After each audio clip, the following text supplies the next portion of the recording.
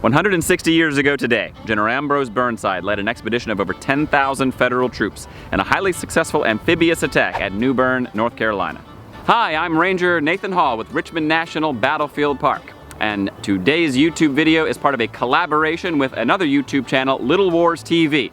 Together we are going to update you and follow the advance of McClellan's army up the peninsula.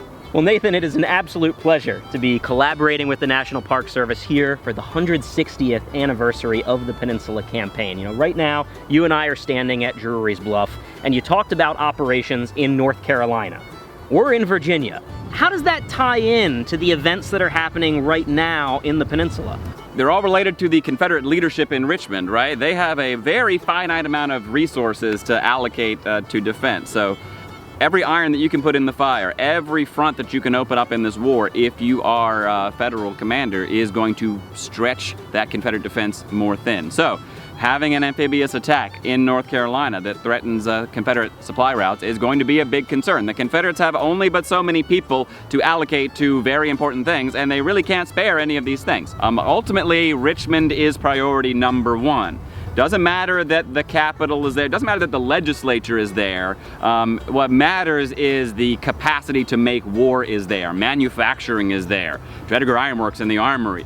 The guns, the cannons, the bullets, the railroad stock that keep the army supplied are in Richmond. So as much as the governor of North Carolina might say that the shipping in at a place like Wilmington is a priority, ultimately Richmond is going to be a priority, but everything that takes attention away from Richmond is going to stretch that defense more thin.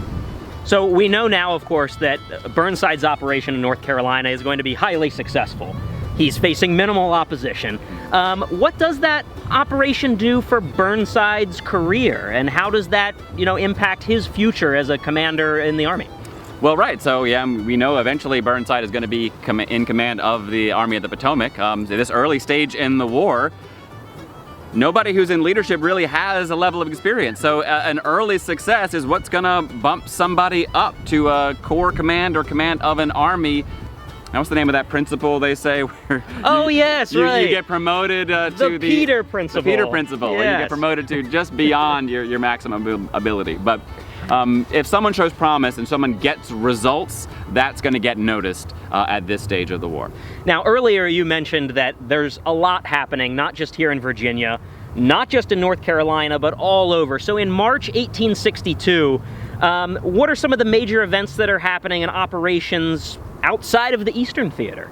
Right, so essentially, Winfield Scott's Anaconda plan is getting put into effect. You've got this Army of the Potomac doing the on to Richmond drive, but independent of that, you're trying to affect the Confederate coastline, the shipping that's coming in. You are focusing on the Mississippi River and the rail network, transportation, the interior. So the headline-grabbing stuff is the on to Richmond, on to Richmond, on to Richmond, and that's where a lot of the attention is going to be. But the real slog, there's a lot of hard work, a lot of legwork going into doing that less sexy, that less headline-grabbing Anaconda plan, which ultimately is going to be less glamorous, but is going to get the work done of defeating the Confederacy.